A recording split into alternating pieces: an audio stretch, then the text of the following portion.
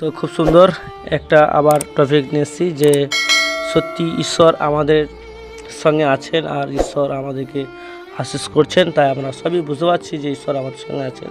তো খুব সুন্দর পয়েন্ট আছে যে বাক্যটা হচ্ছে যে স্বামী স্ত্রী জীবনে কেন অশান্তি, ঝামেলা, ঝঞ্ঝট কিংবা বিভিন্ন তাড়না বা ছাড়াছাড়ি এগুলো কেন হয় বা এটা কী কারণে হচ্ছে, এগুলো আমরা এই বাক্য থেকে শুনবো, অবশ্যই ঈশ্বর শেখাবে। তো বাক্যটা হচ্ছে 1 করন্থীয় 7 অধ্যায় 31 থেকে 34 পর্যন্ত। আর যাহারা সংসার ভোগ করিতেছে যেন পূর্ণ মাত্রায় করিতেছে না, যেহেতু এই সংসার অভিনয় অতীত হইতেছে। কিন্তু আমার বাসনা এই যে তোমরা চিন্তা রহিত হও, যে অবিবাহিত সে প্রভুর বিষয় চিন্তা করে কী রূপে প্রভুকে সন্তুষ্ট করিবে, কিন্তু যে বিবাহিত সে সংসারের বিষয় চিন্তা করে কী রূপে স্ত্রীকে সন্তুষ্ট করিবে। তাহা বিভিন্নতা ঘটে। আর বিবাহিত স্ত্রী ও কুমারী প্রভুর বিষয় চিন্তা করে যেন দেহ ও আত্মা পবিত্র হয়, কিন্তু বিবাহিত স্ত্রী সংসার বিষয় চিন্তা করে কীরূপে স্বামীকে সন্তুষ্ট করিবে।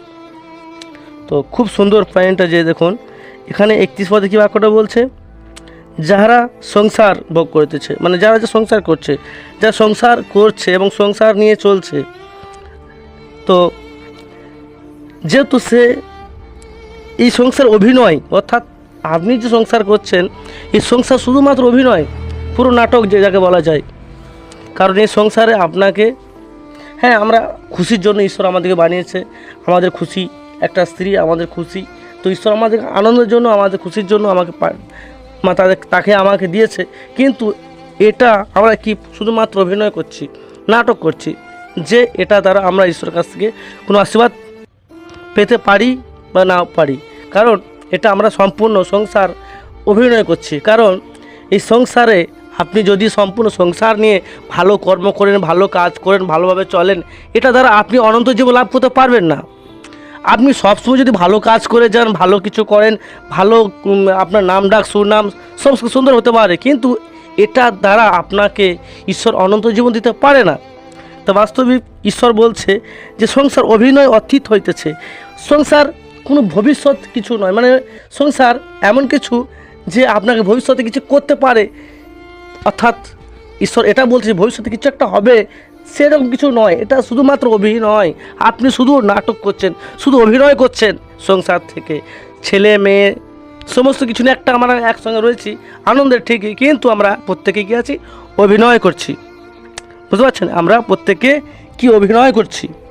তাই ঈশ্বরের বাক্য আমাকে বলছে এই সংসারে অভিনয় অতীত হইতেছে, কিন্তু আমার বাসনা এই যে তোমরা চিন্তা রহিত, অর্থাৎ আমরা চিন্তা করি। দেখো এখানে দেখুন, এখানে আমরা বিভিন্ন প্রকারের চিন্তা করি, বিভিন্নভাবে আমরা নানা দিক থেকে নানা রকম ঘটে।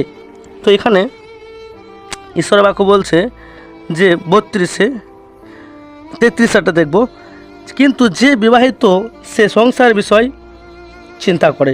দেখুন যে বিবাহিত সে সংসারের বিষয় চিন্তা করে কী রূপে স্ত্রীকে সন্তুষ্ট করিবে। দেখুন ঈশ্বরের বাক্য বলছে যে সংসারী সে বিবাহিত সে স্ত্রীকে কী রূপে তাকে সন্তুষ্ট করিবে। হ্যাঁ, তো তাই তাহার বিভিন্নতা ঘটে। দেখুন তাই বিভিন্নতা ঘটে 33 পদে 7-1 করন্থী। তো বিভিন্ন রকম মানে কি, এবার দেখুন সুখ আসতে পারে, শান্তি আসতে পারে, স্বামী স্ত্রী ঝামেলা অশান্তি হতে পারে, ছেলে মেয়ে ঝামেলা অশান্তি হতে পারে, বিভিন্ন প্রকার এমন ধরনের রাগারাগি হবে, স্ত্রী রেগে যাবে স্বামীর ওপরে, স্বামী স্ত্রীর উপরে রেগে যাবে, এবং মারধর দিবস অনেক কিছু আসে। কারণ এখানে এগুলো হবে, এই যে ঈশ্বরের বাক্য বলছে যে বিভিন্ন কিছু ঘটে, বিভিন্ন ঘটে, এই কারণে বিভিন্ন কিছু আপনার জীবনে আসবে, চ্যালেঞ্জ আসবে, বিভিন্ন কিছু হতে থাকবে। আপনি ঠিক থাকতে পারবেন না, আপনি ঠিকভাবে চলতে পারবেন না। কারণ আপনার জীবনে যদি ঈশ্বর থাকে আপনি সম্পূর্ণ নিজেকে কন্ট্রোল করতে পারবেন। তো সত্য, ঈশ্বর যখন আপনার মধ্যে থাকবে, আপনি ঈশ্বরের সঙ্গে থাকবেন, ঈশ্বরের সঙ্গে আপনি আছেন, ঈশ্বর আপনার সঙ্গে আছেন, তখন আপনি সম্পূর্ণভাবে আপনি এটা বুঝতে পারবেন যে ঈশ্বর আপনার জীবনে মিরাকেল করছে। কিন্তু যখন আপনার জীবনে ঈশ্বর নেই, তখন আপনি সম্পূর্ণভাবে স্বামীকে ছেড়ে দেওয়ার চেষ্টা করবেন, স্বামী ও স্ত্রীকে ছেড়ে দেওয়ার চেষ্টা করবে, কিন্তু এতে মারামারি, রাগারাগি, অশান্তি, ঝগড়া বাড়তে থাকবে, কিন্তু কোনো মতেই কমবে না। এই জন্য তিনি বলছেন, কী রূপে স্ত্রীকে সন্তুষ্ট করিবে, তাই তাহারা বিভিন্নতা ঘটে। বিভিন্নতা মানে বিভিন্ন রকম সংসার হয়, সংসার অভাব হবে, কষ্ট হবে, যন্ত্রণা হবে, আনন্দ খুশি সব কিছু আসবে, এটাকে নিয়ে সংসার বলা হয়। তাই ঈশ্বর আগে থেকে বলে দিয়েছে যেন আমরা সংসার থেকেও ঈশ্বরকে বিশ্বাস করেও অনেক লোক ঈশ্বরকে বিশ্বাস করি, আর বিশ্বাস করার পরেও ঈশ্বরকে বলি, হে ঈশ্বর, আপনাকে জেনেও আপনার কাছে প্রার্থনা যায়, আপনার ভবনে যায়, আপনাকে নিয়ে চলি, তাও কেন এত অভাব হচ্ছে, এত কষ্ট হচ্ছে? এগুলো হবে কারণ ঈশ্বরের বাক্য বলছে এগুলো বিভিন্নতা ঘটে, বিভিন্ন কিছু আপনার জীবনে আসবে, টান, অভাব, অশান্তি সব কিছু হবে। এটা আগে থেকে ঈশ্বর সমস্ত কিছু জানকার দিয়ে দিয়েছে, যেন আমরা ঈশ্বরকে কোনো রকম দোষারোপ করতে না পারি, কোনো রকম ঈশ্বরকে আঙুল না তুলি, যার জন্য ঈশ্বর আমাদেরকে সমস্ত কিছু আগে থেকে বলে দিয়েছেন। ঈশ্বর আমাদেরকে আগে থেকে এই জন্য বলে দিয়েছেন যেন আমরা ঈশ্বরকে কোনোভাবে দোষারোপ না করি, কোনোভাবে আঙুল না তুলি। ঈশ্বর এই জন্য বলে দিয়েছেন, কারণ আমরা স্বামীরা স্ত্রীদেরকে কি সন্তুষ্ট করার জন্য কি আমরা সংসারে বিভিন্ন রকমের কাজ, বিভিন্ন রকম জিনিস আনি এবং তাকে সন্তুষ্ট করার জন্য আমরা এটা করি। কিন্তু এই জন্য ঈশ্বরের বাক্য বলছে তাহাই বিভিন্নতা ঘটে, অবশ্য আসবে।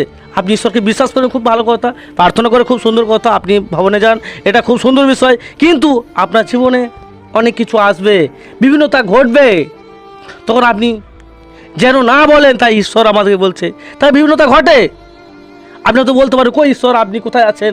আমার কেন এত অভাব হচ্ছে, কেন কষ্ট হচ্ছে, কেন আমার মেয়েটা এমন হয়ে গেলো, কেন আমার ছেলেটা এমন হয়ে গেলো, কেন আমার স্বামী এমন বলছে, কেন আমার স্বামী কেন আমাকে ছেড়ে দিল, কেন আমার স্ত্রী আমাকে ছেড়ে দিল, বা কেন ছেড়ে দিতে চাইছে, কেন অ্যাডজাস্ট হচ্ছে না? কারণ ঈশ্বরের বাক্য আপনাকে বলেছে বিভিন্নতা ঘটে। কারণ যখন আপনার মধ্যে ঈশ্বর আছে, আপনি যখন সম্পূর্ণভাবে ঈশ্বরকে জানতে পেরেছেন, গভীরভাবে জানার চেষ্টা করছেন, তখন আপনি সম্পূর্ণ ঈশ্বরের মহিমা দেখতে পাবেন। কিন্তু যখন আপনি সম্পূর্ণভাবে ঈশ্বরকে জানবেন না, তো আপনি ঈশ্বরের ভালোবাসা, ঈশ্বরের কি প্রেম আপনি জানতে পারবেন না। কারণ ঈশ্বর প্রেম আপনাকে জানা অবশ্যই উচিত, যে ঈশ্বর তিনি সব কিছু পারেন। এটা তখনই আপনি বুঝবেন যে যখন ঈশ্বরের মধ্যে গভীরভাবে ঈশ্বরকে জানতে আগ্রহী হবেন, তখন ঈশ্বর আপনাকে সমস্ত কিছু বুঝিয়ে দেবে, আপনার মধ্যে ধৈর্য সহ্য সব কিছু আসবে, তখন আপনি সমস্ত কিছুকে মেনটেন করতে পারবেন এবং নিজেকে কন্ট্রোল করতে পারবেন, আর আপনি সম্পূর্ণভাবে ঈশ্বরের দিকে এগিয়ে যাবেন, আর এখান থেকে আপনি ঈশ্বরের আশীর্বাদ লাভ করবেন। তো আবার 34 পদে দেখি কি বলছে, আর অবিবাহিত স্ত্রী কুমারী, যারা বিবাহিত হয়নি, ছেলে এবং মেয়ে হতে পারে, এখানে মেয়ের বিষয় বলে লেখা আছে, ছেলে বিষয় লেখা নেই, তো প্রভুর বিষয় চিন্তা করে। সে কী করে না, ঈশ্বরের বিষয় চিন্তা করে, যেন দেহ আত্মা পবিত্র হয়। সে যে অবিবাহিত অথবা বিবাহিত করে না, সে ঈশ্বরের বিষয় চিন্তা করে, সে ঈশ্বরের কাজ কেমন বাড়বে, ঈশ্বরের কাজ আমি কেমন করে এগিয়ে নিয়ে যাবো, কেমনভাবে আমি পবিত্র থাকবো। কিন্তু বিবাহিত স্ত্রী সংসারের বিষয় চিন্তা করে। যে বিবাহিত স্ত্রী সে কি বিষয় চিন্তা করে না, সংসারের বিষয় চিন্তা করে। কি চিন্তা করে? কি রূপে স্বামীকে সন্তুষ্ট করবে। দেখুন এখানে ঈশ্বর বাক্য বলছে তার স্ত্রী তার স্বামীকে কি রূপে তাকে সন্তুষ্ট করবে। এখানে আমরা ঈশ্বর সব জানেন, আমরা কি করতে চাই, কীভাবে চলতে চাই, কোনটা ভালোবাসি, কোনটাকে বেশি পছন্দ করি, ঈশ্বর সব জানে আগে থেকে। আপনি ঈশ্বরের কাছ থেকে কোনো কিছু লুকাতে পারবেন না, আপনি ঈশ্বরের কাছ থেকে কোনো কিছু লুকিয়ে যেতে পারবেন না, কারণ ঈশ্বর আপনাকে দেখেন। তাই ঈশ্বর আগে থেকে সমস্ত কিছু বলে দিয়েছেন। তাই অবশ্যই সংসারের ক্ষেত্রে অনেক রকম বিভিন্ন কিছু ঘটবে, অনেক কিছু আসবে, তাই না? তো করিন্থীয় 1:7 পদে যদি দেখেন, এখানেও পরমেশ্বর কি বলছে দেখুন, যে স্বামী স্ত্রীকে তাহার প্রাপ্য দিক, আর তদ্রূপ স্ত্রীও স্বামীকে দিক। অর্থাৎ তেনাদের যেগুলো প্রয়োজন সেটা প্রেমের বিষয় বলেছেন। তো প্রত্যেক স্বামী স্ত্রীকে তারা প্রেম দেবে এবং স্ত্রী তার স্বামীকে প্রেম দেবে। অর্থাৎ প্রেমের মাধ্যমে সমস্ত কি হবে না, ঈশ্বরের কাজ গতি দিতে পারবে এবং সমস্ত সংসার কি মেনটেন ঠিকঠাক আপনি নিজেকে সামলে নিতে পারবেন। তাই ঈশ্বর এখানে তার প্রাপ্য দেওয়ার বিষয় বলেছেন। তো অবশ্যই বুঝতে পারছেন সংসারে আমরা কী করতে চাই বা কী কোনটা পছন্দ করি, অবশ্যই আমরা এটা নিজেকে আমরা সেই সিদ্ধান্ত নিয়ে চলবো। ব্যাস।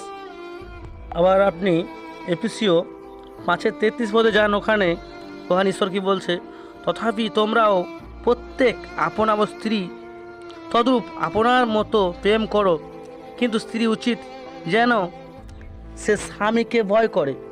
দেখুন এখানে ঈশ্বর আমাদেরকে আবার বলছে, তথাপি তোমরাও প্রত্যেক আপন স্ত্রীকে তদ্রূপ আপনার মতো প্রেম করো। অর্থাৎ স্বামীকে বলছে স্ত্রীকে কি আপনার মতো প্রেম করো, আপনার মতো। ঈশ্বর প্রেমের বিষয় বলছে দেখুন এখানে। কিন্তু স্ত্রীরও উচিত স্বামীকে ভয় করা। কিন্তু এখন কোনো স্ত্রী স্বামীকে ভয় করছে? কোন স্ত্রী কি স্বামীকে ভয় মানে কি সত্যিকারে ভয় নাকি? ভয় মানে হচ্ছে সম্মান করা, ভয় মানে হচ্ছে তাকে সম্মান করা, তার সমস্ত কথাকে মেনে চলা, তার কথাগুলোকে ঠিক মতো করে চলা, তার কথাগুলোকে অমান্য করা নয়, কিন্তু মেনে চলা কে বলা হয় সম্মান, অর্থাৎ ভয় করো তাকে। ঈশ্বর স্ত্রীকে বলছেন যেন স্বামীকে তারা ভয় করে। কিন্তু এখনকার যুগ বর্তমান এমন হয়ে গেছে কি স্ত্রীরা কোনো রকম স্বামীকে ভয় পায় না, বিভিন্ন রকমভাবে তাকে কষ্ট দেওয়ার কথা বলে। তো অবশ্যই স্ত্রীরা অবশ্যই নিজের স্বামীকে কেয়ার করবেন, কারণ ঈশ্বর আমাদেরকে বলছেন যেন স্ত্রীরা স্বামীকে অবশ্যই ভয় করে। তো অবশ্যই ঈশ্বর এই বাক্যে দ্বারা প্রত্যেকে আশীষ করুক। এই বাক্য প্রত্যেকে ভালো লাগলে অবশ্যই শেয়ার কমেন্ট করবেন আর প্রত্যেকে